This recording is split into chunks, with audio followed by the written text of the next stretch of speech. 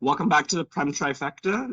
The with the World Cup ending and us being a few days removed from it, the boys thought we should come together and come through with a team of the season.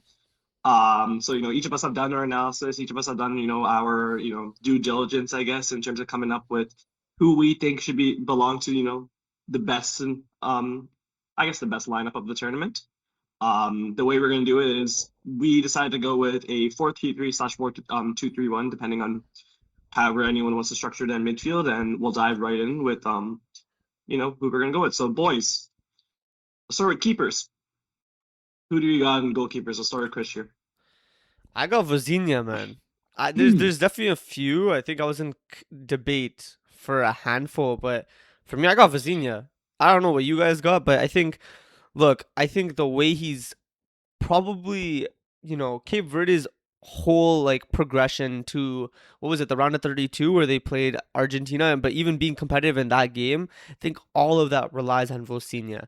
Vozinha in that Mhm. Spain game, elite. In that Argentina game, amazing. Consistently throughout the tournament was really, really good. And so I feel like, there might have been other goalkeepers that made it farther, have better stats in terms of goals conceded, but for what he did for Cape Verde, I had to put him in the team. And what about Ashton? What do you have here? Yeah, you're gonna you're gonna be very surprised. Vizinha as well. So I'm saying, Yo, man, I we're mean he gonna deserves the agree. credit, right? Like I feel like Mhm. for me, I was tied between Simeone and Vizinha, but bro, when you really look at the whole tournament, I feel like Simeone wasn't really challenged too much. Like it felt like he kind of like he was a really good goalkeeper. He's very high IQ goalkeeper, but in terms of like impact performance, I think you have to put Vizinha Mm. over Simeone. I would agree with you on this, but like for me on Team of the Tourney, I went with Unai Simon actually. I think it's impossible to make a Team of the Tourney where and like not include a keeper that was part of a defensive line that only allowed one goal in all tournament. Yeah, I valid. genuinely think that's I genuinely think that's Yeah, impossible. Bozina I get like culture pick bring Cabo Verde as far as they did, but dude, that defensive line only allowed one goal. You gotta give the keeper credit where it's due. Yeah, no, So for sure, for sure. I think for yeah, like me, it was similar to what Ashton said. I don't think there's much debate. It's like both are fair picks. It just Vosinha was. I think Unai Simon wasn't as tested as much, like Ashwin said, and Vosinha was clutching up left, right, and center. So I felt like that was a fair pick. yeah, I feel like any of that's those two picks could have really got in. Like there's a fair argument for both, so there's no really debate there. no, that's fair. I guess we'll go power majority. Prem that goes with Xenia, but I Sure. personally have a nice team on here, but we'll see what the vibes are. But I think either pick is valid. I think that's our conclusion here. So yeah, we'll dive into our back four. I guess we'll start with we'll go right back first. I think We'll we start with Ashton all. this time. Okay, sure, sure, go. Sure, I actually I have Pedro Porro in my right back. Yeah. I was gonna say I don't think Yeah, this one will cause any debate. I don't think you can choose out of the No, right back. yeah. I Like if mean, you're thinking like pure right backs for each country, you could like off the bat you're normally thinking like Hakimi or even John Cancelo was pretty good as well, but it's just overall impact wise, like it's not as much as Pedro Porro, I feel. and I'm pretty sure he assisted or had a part to play in that World Cup final, like that goal. So listen, man, sometimes you gotta put your hands up and say that I wasn't expecting it from him. I don't really rate him in terms of when he plays for Spurs that much, but this tournament he was amazing, man. So you just gotta put your hands up and yeah, call it a day. Yeah. I yeah, agree. Pedro Porro, yeah, clear and away, best right back in the tournament. And there's one thing that I was like I was scrolling through social media the other day, and there's like one Tottenham fan that I saw, and that, like he was like looking at talking about the whole back line that they have in the tournament. They have Jed Spence, Pedro Porro, Vicky Van de Ven, and Romero. Vicky Van Christian de Ven. Romero. Yeah, and Christian Romero all on the same team. Each had pretty solid tournaments, and when they show up for Spurs, they can't do the same thing. So I know. That's tough luck. hilarious. Yeah, I know. I saw the exact same thing. That was hilarious. Tough luck. But I guess yeah, we'll go into center backs. Do you want to do left center back, right center back at the same time, or like both center backs at the same Yeah, let's time just do the here? same time. Let's just do the same time. All Yeah. right, we'll start with Chris. You want to get us off the table? Yeah, this one I'm heavy in debate for. I think there's okay for certain. I think we all have Kubarsi. I think that's if we don't have Yeah. Kubarsi, there's a problem. Okay, Yeah. good. We Yeah. all have We have Kubarsi, so I won't Kubarsi. even talk about him. One of you guys can talk about him. I think Mm. this last center back is what I've been debating between. I think there's probably three that you can choose from realistically. Two being French and one being the other Spanish player. I think are like the only three that I would go for. But I think maybe a little bit of bias, but I'm gonna go with Saliba.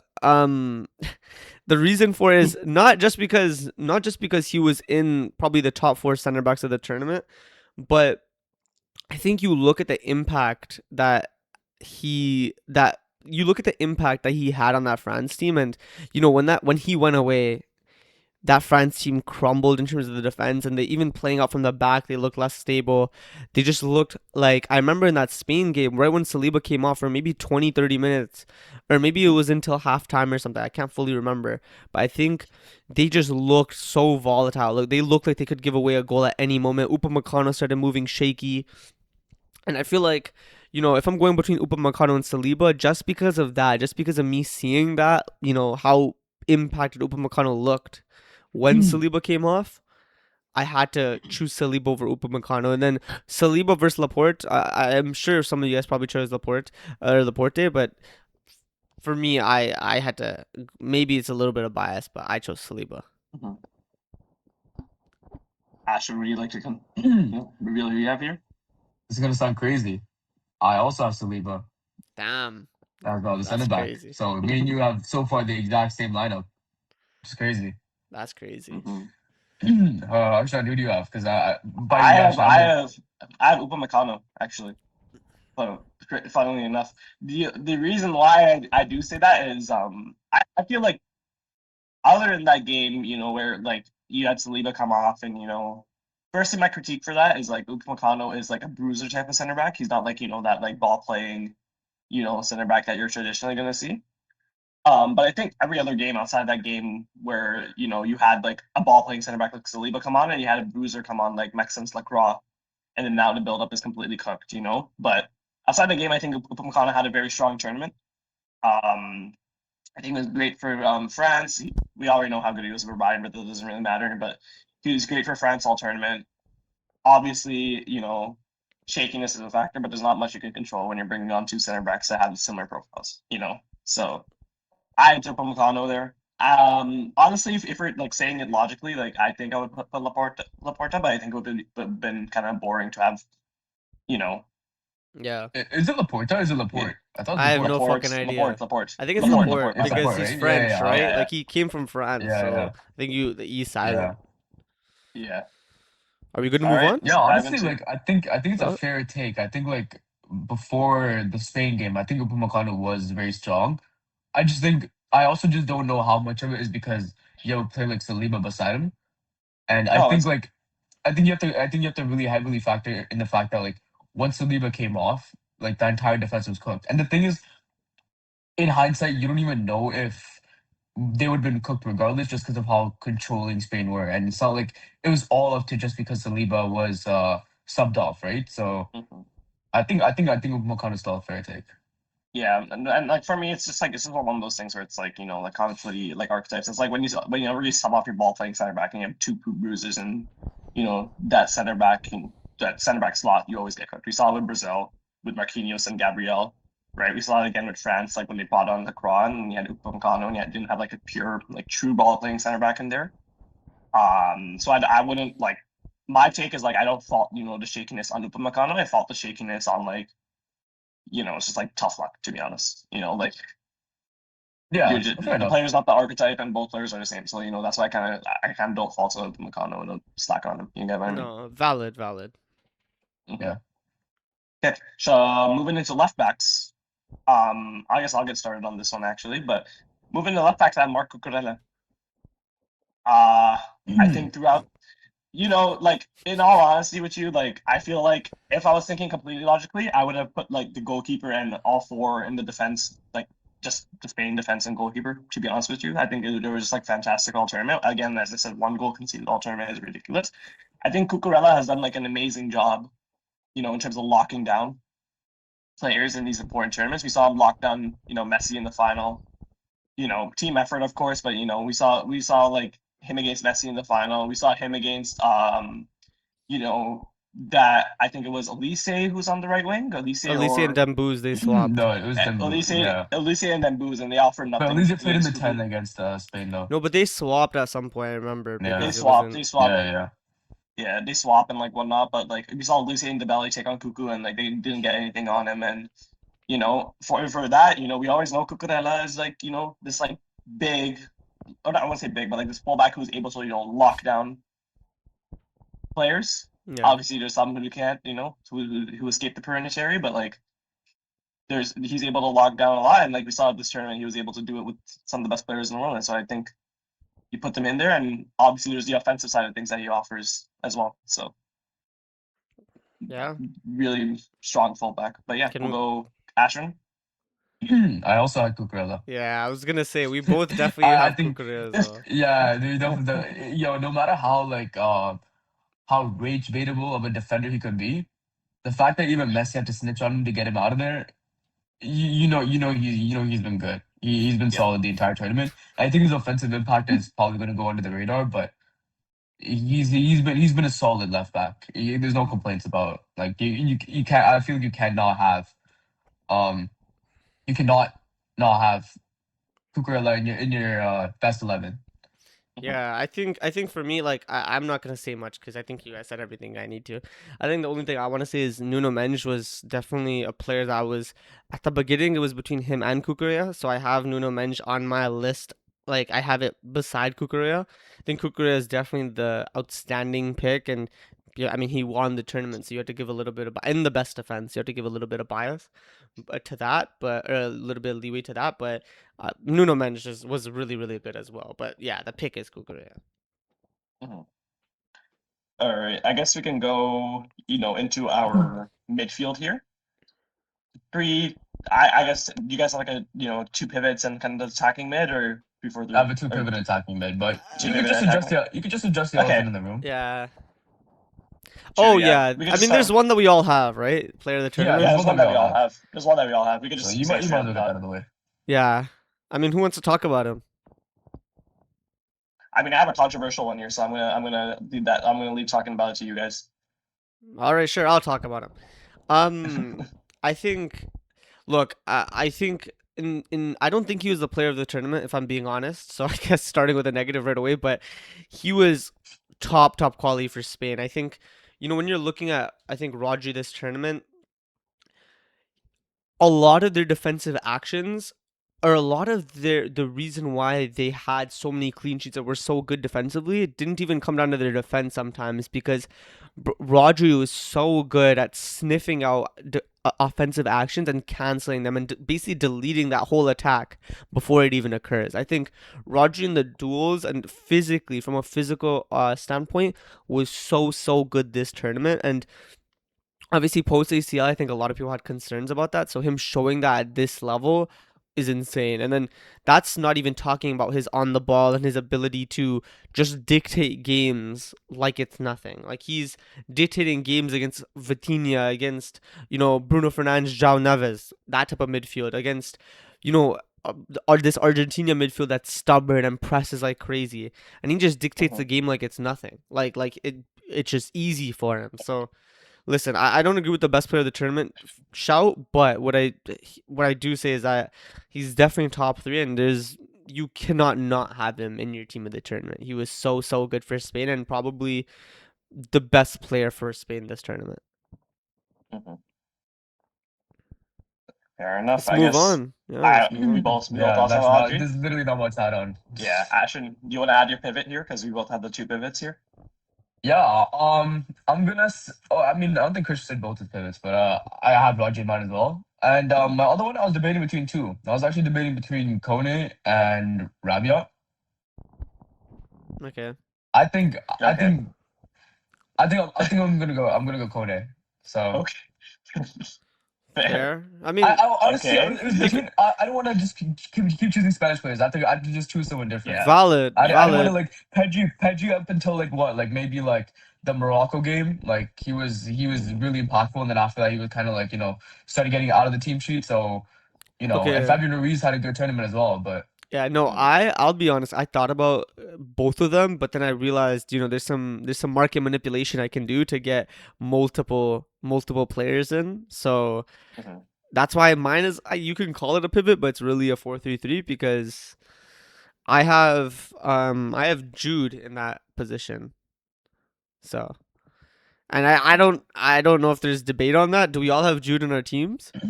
Yeah, we have Jude in the yeah, team, just yeah, not in the yeah, I pivot do. for Okay, me. so you guys Yeah, have just him not as a your pivot for me 10. either. Okay, no, I Yeah, I I have him wanted as to a Yeah. 10. I wanted to sneak someone else in at the 10. So for me, he's like the 8-ish. I know he played more as a 10, but he had a lot of Mhm. defensive actions as well. And I think Jude's one of those players you could put him anywhere in the midfield, he'll be fine. So Sure. yeah, Jude, what a tournament. I don't even think there needs to be there needs there's much that needs to be said. Holy fuck. I don't think there's much that needs to be said. He's top quality, ended England's top goal scorer, clutched up so many times for them. They wouldn't have even made the semis if it wasn't for him. So, another tournament and another time where Jude is England's best player. That's what I don't think there's much debate around him. Yeah. I guess I'll go into my second pivot then. And this one, like I had some debate, but honestly, this pick is kind of just made to make things a bit spicy, to be honest with you. I was debating between Fabian Ruiz is who I originally had on here, and I was debating Elliot Anderson too. But eventually, Oof. this is going to be such a bad pick. This is going to sound so bad because of recency, Don't worry, because of what? you Because of explain it. recency. You explain it. I went Enzo Fernandez, No, that's not a bad pick. That's not a bad pick. and recency bias, or not recency bias. We saw what this guy did in the finals. Absolute dimbus of like a player, ruining like a good tournament that this guy had, but having like an absolute stinker and getting himself sent off in the final. No, But yeah. before that game, when you think of it one way, like clutch goals for Argentina, he scored the winner against Egypt, scored the equalizer against England. In that Argentinian midfield, probably the best player, the biggest bruiser in the midfield, the metronome in the midfield. And in a finals team, you can't like say like Argentina made it all the way to the World Cup final just relying on Leo Messi. Like there's obviously like a player or two like there who like were able to control things, and Enzo was one of those players. We saw how important he was once again in the World Cup tournament for Argentina. Obviously, recency aside, I feel like most teams people won't have it on the team this season because of the fact that this guy got sent off in the World Cup final in the way that he did, which to be honest were a ridiculously stupid challenge. Like I don't know why you're going into 50-50 on a yellow card. Like as much as it is, but I think he deserves a spot on the team of the tourney just because of like how impactful he is for Argentina. And we saw it even once again. I think your pick's a valid pick, bro. I just think because okay, look, with both of you guys, I feel like you guys are missing a big player that I'm very surprised. I don't like because the front three is the front three. So if you guys have Jude as your 10, which we already talked about, I guess, right? You guys have Jude as your 10 to complete your Yeah, midfield. yeah, yeah. So then I know so exactly then the so concern you're gonna then raise. you guys decided to pick Enzo Fernandez or Kone over Michael Elise? Yeah, I'm just This The thing is, for me, I was actually for trying to me hold for on, hold on. sure. For me, I was actually trying to play. I was actually trying to put players in their like actual positions. It wasn't like for me. It wasn't like a yo. I want to see which player would make it ahead of it. Like for me, obviously, at least they would make it over Kone. It's just like I'm actually trying to build like I'm trying to put like players in their actual positions.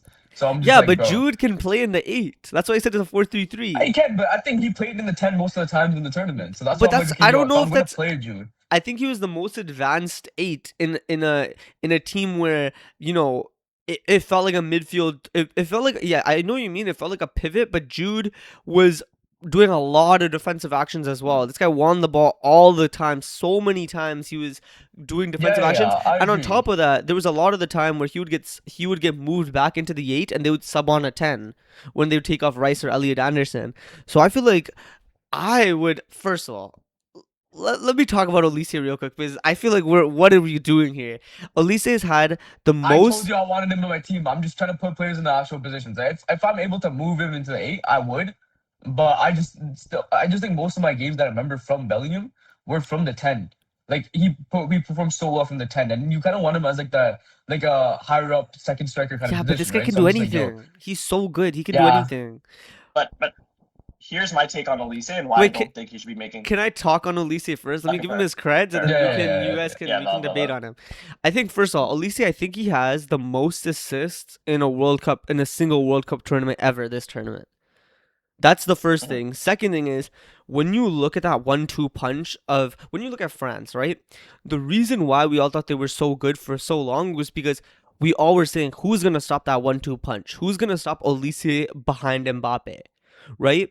When France when France were playing at their top level and when France were good and when France were destroying teams, it was almost always centered around that 1-2 punch Elise Mbappe, right? Mbappe, I don't think gets near the joy he did this tournament without Olise. So when you're looking at one of the best, probably in my opinion, probably the best performer in the tournament, and his, alongside him, the guy that's been assisting him this whole tournament, I think it's like 7 assists in one World Cup tournament. I don't know how I understand he had a bad game or two in the clutch period, but I don't understand how you don't put him in your team of the tournament when you considering who his competitors are, right? Like you're looking at Enzo, and this guy got a red card in the final, and I wouldn't say he performed at the same level consistently that Olise did. I think in the bigger games he showed up a little bit more, but I think consistently throughout the tournament, I don't think Enzo was that level, and I don't think. I mean, Kone and Elise played on the same team, and we saw who was better. So, for me, I think Elise has to be in the team. I mean, for me, like my take on why I didn't include Elise is like this is the best way I would put it. I feel like as the tournament went on, the guy started, like boasting a little bit, more or less put it one way. He had 3 assists in the group stage, which was fine. He started out the tournament very strong. Sweden, he had 2 assists in round 32, sure. Round of 16, Paraguay, nothing. Quarterfinals, Morocco, nothing at all. Semifinals against Spain, nothing at all. And then the third place match that matters, he gets 2 of his assists in the game that does not matter at all. Yeah, but still, assists are assists, bro. Goals are But goals. like, but like, it's one of those things where it's like, bro, like I can't like be putting a player in a team of the season where they farm these stats against the group stage teams and the games that don't matter, and in these bigger games they phase themselves out and don't appear. Okay, so I think we had to go with. Okay, so I think the options are Enzo versus Elise, right? I don't think we're putting Kone up there seriously. Yeah, Yeah, yeah, no, no, no yeah, worries. No, for me, like I said, the way I kind of constructed my team of the season was I looked at each position and I'm like, yo, who played the best in this No, position? no, So valid. if you're thinking about like a 10, I couldn't really think of a better 10 other than Jude that played really good. Like, at least on the 10 is not like we know his natural position is in the winger, and we already know who we're going to put right winger. So Yeah. I mean, that was valid. kind of my thought So, process. what are we Yeah. thinking? Are we thinking Enzo or are we thinking Elise? I'm honestly, I don't mind either. So, I would rather have Elise, but like Enzo is a good tournament as well. It's just the thing is when you get a red card in a World Cup final, that's yeah, a yeah. serious tank. Yeah, like it's like all this work put in also to be a sole reason, like not a sole reason, but a good reason to why you lost the final. So Yeah, true. But yeah, then I think honestly, like even then, like bro, if you're comparing the players throughout the whole tournament, I think you have to put Elise up. no, I think like I don't fault you guys for putting Elise. It's just like one of my things where it's like, bro, like you have a player like number one who's like in the last parts of the knockout rounds was basically doing like phased out for each all three of the knockout games, round 16, quarterfinals, semifinals, which phased out, ghosting each game. And you have another player who's coming up with clutch moments, clutch goals, sort of finals like one thing, like whatever. But like clutch goals, clutch performances for his team. Sank it up in the final, unfortunately, but that is what it is. And for me, it's just like I put more value on a Yeah. player who's going to show up for the team in the big moments than a player who's like, oh, they have all these statistics. It's like Kane, for instance. No, You have you valid. have all these you have all these statistics, you have all these goals, but like, look, he goes to the last 3 games. And if Valid. we're not going to Yeah, put Kane, you get what I mean? Yeah, look, I guess we could have, I guess because a majority would probably put Elise, but I don't think either matters. Like, I think you put Elise yeah, slash I Enzo, agree. it's the same. If Um, we're talking about once again like a team, like a proper team, forming a proper team, rather put Enzo. But yeah, in terms of like if we're just focusing on specific team of the players, I guess, which I guess that's what we're doing. I think I'd rather put Elise in just because on the eye as well. Elise is like you can see he had so much more impact than Enzo. I feel. yeah. Yeah. All right, should we get into our I mean, we talked about Jude here, like kind of Yeah, already, I to think be we skipped honest. past But Jude. I think we yeah, skipped We past can we Jude. can skip past Dude. I think we The can just talk world- about who's on the yeah. yeah. At this point, the world knows who's Jude is. But we'll start with left wing. Who do you guys I, have here? I don't think I'm gonna be real. I think the only debate here is striker. Your left wing and right wing is done. Yeah, right. Yeah, Left It's wing, left right wing, wing. Mbappe, right wing are gonna be the Messi. same. It's Mbappe, It's Messi. Mbappe, Messi. It's Yeah, literally Mbappe, Yeah. Messi. those are the two best There's no players of the questions asked. tournament, in my opinion. The two best players of the tournament. So if you don't have those two, what are we even doing here? Like, we might as well just end the vid now, Mm. bro. Like, like there's actually no point. I don't even know how much we need to talk about them. These are like Messi, the ultimate carry job. Mbappe, 10 goals, 4 assists. Now is the all-time World Cup goal scorer, and it's just Leading goal you scorer, gotta yeah, put respect, man. deservedly. Mbappe, the way, honestly, I didn't, because of how, not how not washed, but how poor he's been in comparison to how good he can be at Real Madrid.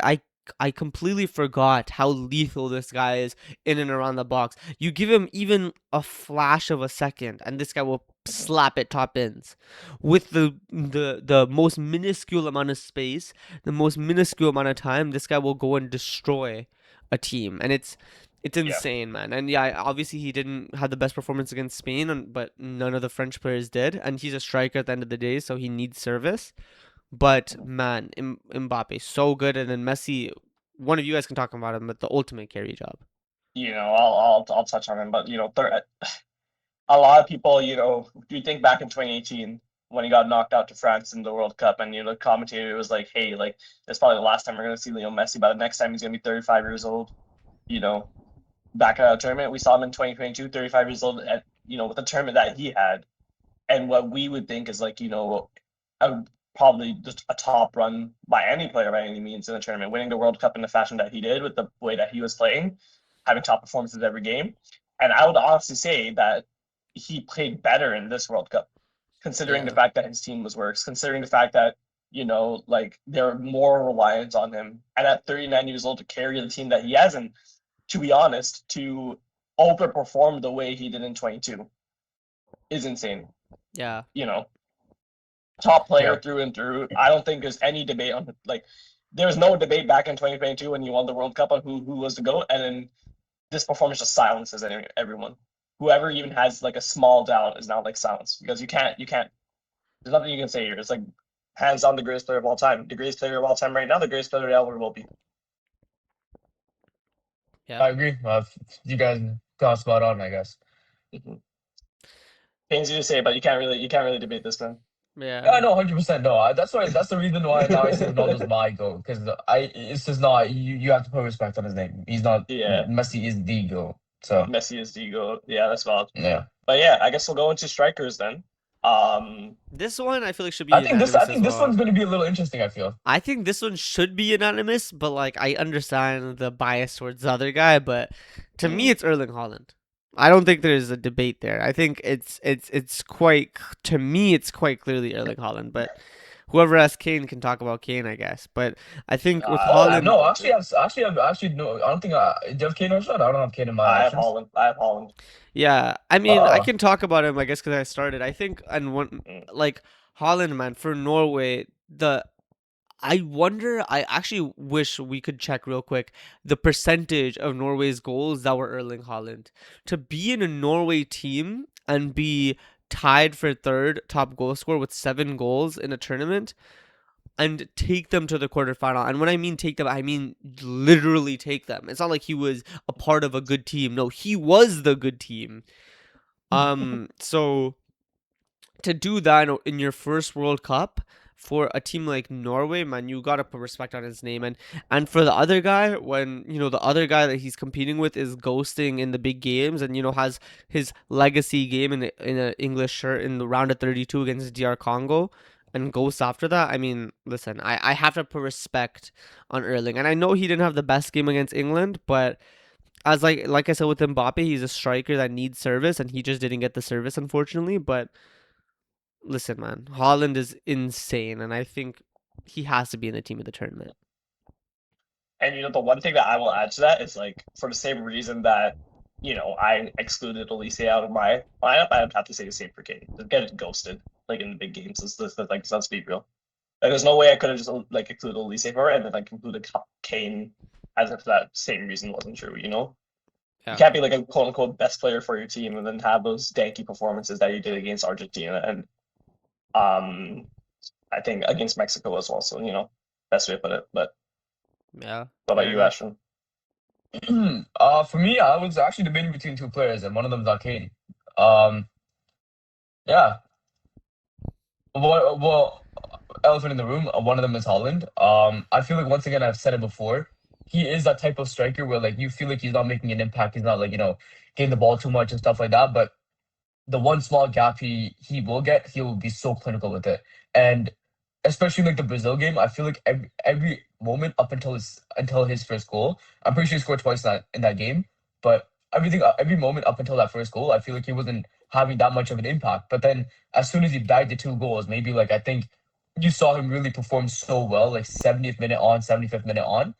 Everyone was praising Holland. And it's not just because, logically, it's not like it doesn't make sense. It's just because of how good he could be and how good like he will deliver for your team. But the actual other striker I had, which I feel like it's like fair to have him, but I had Oriol. Mm. I feel Funniest like thing. Mm. When I was thinking of putting together a lineup, I was thinking of just like sneaking the guy in for fun. I wasn't actually thinking of yeah, no, Mm. seriously I feel like putting I him in. mean I feel like he had a good impact. For me, I still have Holland over him, but I feel like he's still a good option to consider. Yeah, I mean, like he's one of those where it's like Yeah, shout out to you, yeah. like an honorable mention. But the thing is, he kind of fell off. That's pretty Fell much what it off, was. and like also like his level never reached Kane's or Holland's level, not even close, right? Like he scored the Yeah, yeah, goals, yeah. but Kane and Holland were way more impactful. Um, and just all around were probably just better players than Oyarzabal. But I guess yeah, you're right. Like for the shout out, Yeah, like you gotta put some yeah, perspective. yeah, Yeah, yeah. You gotta. I just feel like he had to deserve some respect because he had a great tournament. I feel. fairs. There, Yeah. boys. So I guess that's our team of the tournament. I think it was Vozinha and Nets, Cucurella, Saliba, Kubarsi, and Pedro Porro at the back four. Midfield of Rodri, Jude Bellingham, and Elise. And then a attack of Mbappe left wing, Messi right wing, Haaland striker. That's literally my team exactly. So I guess I got it spot on, bro. All I right. guess so. Yeah, we'll clock out. So, thanks for As the tuning in team to of the the Prem season. Trifecta and see, yep, the team of the season. And see you guys next time. Boom.